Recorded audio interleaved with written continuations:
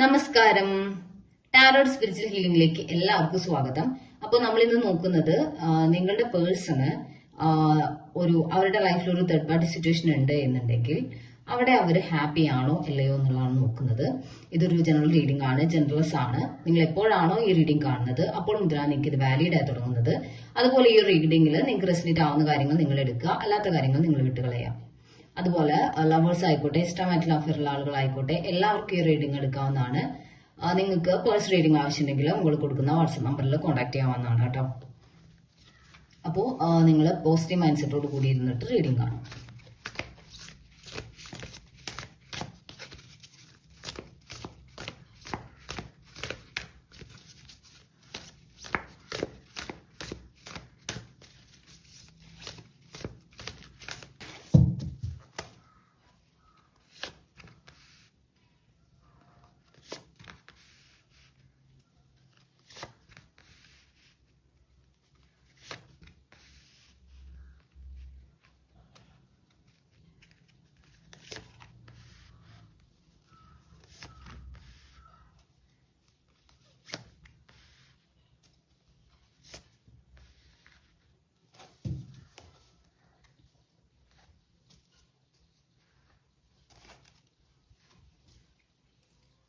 ഇവിടെ കാണിക്കുന്ന എന്താന്ന് വെച്ചാല് നിങ്ങളുടെ പേഴ്സണ് ഈ ഒരു തേർഡ് പാർട്ടി സിറ്റുവേഷനിൽ സന്തോഷത്തോടെയല്ല നിൽക്കുന്നത് എന്നുള്ളതാണ്. അവർ ഈ ഒരു റിലേഷൻഷിപ്പിൽ ഒരുപാട് സ്ട്രഗിൾ ചെയ്യുന്നതായിട്ട് കാണുന്നുണ്ട്. അവിടെ വഴക്കുകൾ നടക്കുന്നുണ്ട്, മാനസികമായിട്ടുള്ള സ്ട്രെസ്, പെയിൻ, ഒരു ഇമോഷണൽ ബോണ്ടിങ്ങോ കണക്ഷനോ അവർക്ക് അവിടെ നിന്ന് കിട്ടുന്നില്ല എന്നാണ് കാണിക്കുന്നത്. തേർഡ് പാർട്ടി ആണെങ്കിൽ അവരുടെ ലൈഫിൽ അവരുടേതായ ഒരു ലോകത്തെ എൻജോയ് ചെയ്ത് ജീവിക്കുന്നതായിട്ട് കാണുന്നത്. നിങ്ങളുടെ പേഴ്സൺ അവിടെ യാതൊരു വാല്യൂവോ അല്ലെങ്കിൽ അവർക്ക് കിട്ടേണ്ട ഇമ്പോർട്ടൻസോ ഒന്നും ആ ഒരു റിലേഷനിൽ തേർഡ് പാർട്ടിയുടെ ഭാഗത്തു നിന്നുള്ളതായിട്ട് കാണുന്നില്ല.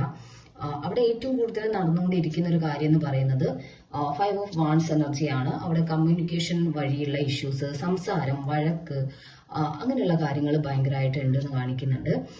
അവരുടെ റിലേഷനിൽ എപ്പോഴും അസ്വസ്ഥതകളാണ്, സംശയങ്ങളാണ്, അതുപോലെ വഴക്കുകളാണ് എന്നുള്ളതാണ് കാണിക്കുന്നത്. സത്യം പറഞ്ഞാൽ നിങ്ങളുടെ പേഴ്സന്റെ മനസ്സിൽ ഇപ്പോഴും നിങ്ങളോടുള്ള ഫീലിങ്സ് ഉണ്ട് എന്ന് തേർഡ് പാർട്ടിക്ക് അറിയാം. അവർക്ക് ഇവിടെ ഏസ് ഓഫ് കപ്സ് എനർജി കാണിക്കുന്ന നിങ്ങളുടെ പേഴ്സന്റെ മനസ്സിൽ ഇപ്പോഴും നിങ്ങൾ തന്നെയാണ്, നിങ്ങളോടുള്ള ആ ഒരു ഫീലിങ്സും സ്നേഹവും കണക്ഷനും ആണ് എന്നുള്ളതാണ്. അപ്പോൾ ഈ കാര്യം തേർഡ് പാർട്ടിക്ക് നന്നായിട്ട് അറിയാം. അപ്പോൾ അവർക്ക് ഈ പേഴ്സൺ ആ ഒരു റിലേഷനിലോട്ട് പോകുമെന്നുള്ള ഡൗട്ട് ഉണ്ട്.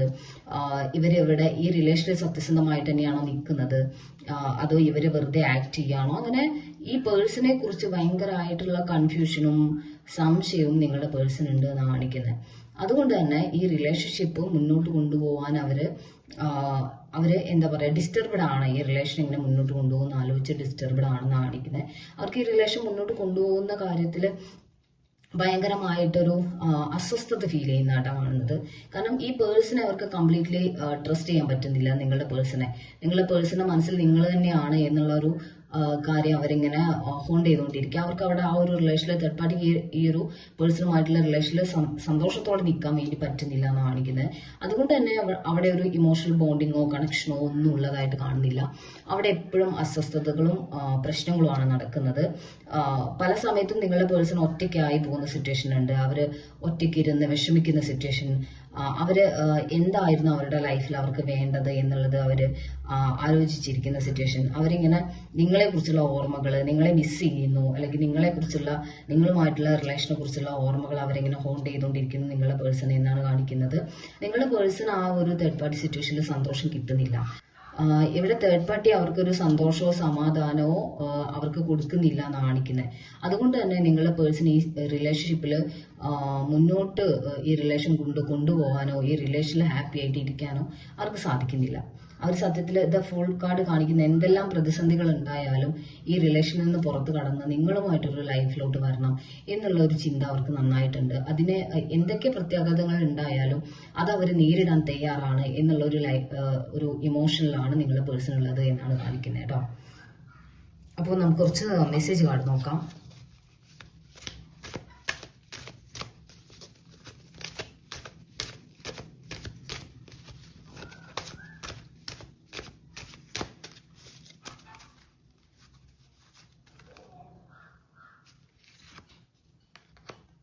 Detachment, time, destiny, replaceable, holding back, neglected. ഇവിടെ കാണിക്കുന്നത് എന്താന്ന് വെച്ചാല് ഇവിടെ നിങ്ങളിപ്പോ ഒരു മാനസികമായിട്ട് ഈ റിലേഷനിൽ നിന്ന് ഡിറ്റാച്ച്മെന്റിലോട്ട് വന്നതായിട്ടാണ് കാണുന്നത്. അവർ തേർഡ് പാർട്ടിയുമായിട്ട് ജീവിക്കുവാണെങ്കിൽ ജീവിക്കട്ടെ, അവരുടെ ലൈഫ് എങ്ങനെയാന്ന് വെച്ചാൽ അവർ കൊണ്ടുപോകട്ടെ. അവരിപ്പോ ഒരു കാർമിക് ആയിട്ടുള്ള സിറ്റുവേഷനിലാണ് പെട്ടിരിക്കുന്നത് നിങ്ങൾക്ക് അറിയാം. അപ്പൊ ആ ഒരു കാർമിക് റിലേഷനിൽ അവര് മുന്നോട്ട് പോകട്ടെ. അവിടെ നിന്ന് അവർ ശരിക്കും എന്താണ് അവർക്ക് വേണ്ടത്, അവർ പാഠം ഉൾക്കൊണ്ട് ഇങ്ങോട്ട് തിരിച്ചു വരും എന്നുള്ള ഒരു കോൺഫിഡൻസിൽ നിങ്ങൾ നിൽക്കുന്നതായിട്ടാണ് കാണുന്നത്. അതുപോലെ തന്നെ നിങ്ങളുടെ പേഴ്സണ് മനസ്സിലാവുന്നുണ്ട് നിങ്ങളൊരു ഡിറ്റാച്ച്മെന്റിലോട്ടാണ് പോകുന്നത്. ഇനിയും ഈ ഒരു തേർഡ് പാർട്ടി സിറ്റുവേഷനിൽ നിന്നാൽ നിങ്ങളെ അവർക്ക് കംപ്ലീറ്റ്ലി നഷ്ടമാവും എന്നുള്ള ഒരു ചിന്ത നിങ്ങളുടെ പേഴ്സണെ ഭയങ്കരമായിട്ട് ഡിസ്റ്റർബ് ചെയ്യിക്കുന്നുണ്ട് എന്ന് കാണിക്കുന്നുണ്ട്. അതുകൊണ്ട് തന്നെ അവര് ഈ റിലേഷനിലോട്ട് തന്നെ തിരിച്ചു വരണം എന്നുള്ളൊരു മൈൻഡ് സെറ്റിലോട്ട് മാറിയതായിട്ടാണ് കാണുന്നത്. മാത്രമല്ല അവരുടെ ലൈഫിലെ ഡെസ്റ്റിനി അല്ലെങ്കിൽ അവരുടെ ലൈഫിൽ വേണ്ടത് അവർക്ക് ശരിക്കും അവരുടെ റൈറ്റ് പാത്ത് എന്ന് പറയുന്നത് നിങ്ങളുമായിട്ടുള്ള റിലേഷൻ ആണെന്ന് അവർ മനസ്സിലാക്കിയിട്ടുണ്ട്. അവരിപ്പോൾ പോയിക്കൊണ്ടിരിക്കുന്നത് റോങ് ആയിട്ടുള്ള സിറ്റുവേഷനിലൂടെയാണ്, അവർ പോകാൻ പാടില്ലാത്ത ലെവലിലൂടെയാണ് അവരിപ്പോൾ കടന്നു പോകുന്നത് എന്നുള്ളത് അവർക്ക് മനസ്സിലാക്കാൻ പറ്റി എന്നാണ് കാണിക്കുന്നത്.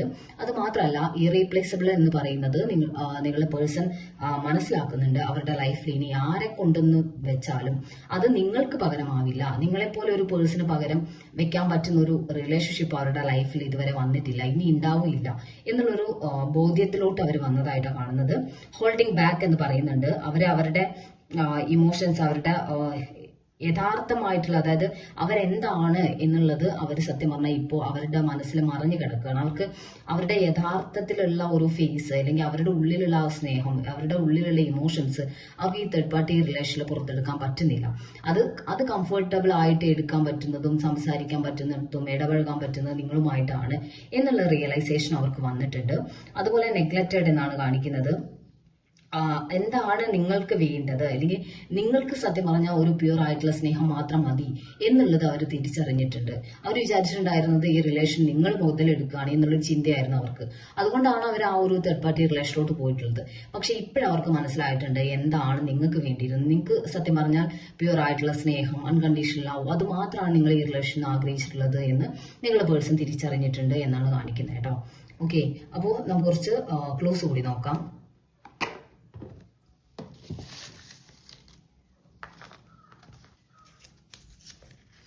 തൃക്കേട്ട, letter W, May 2000, letter F, letter M 1996, 1990, Pooyam 1997, letter U, letter D, Karthika, letter Y, Uthradam, December 1993, Uthram, Ayilyam, letter A, Moolam. അപ്പോൾ നിങ്ങൾക്ക് ഈ ഒരു റീഡിംഗ് ഇഷ്ടമായെന്ന് വിചാരിക്കുന്നു. Thank U.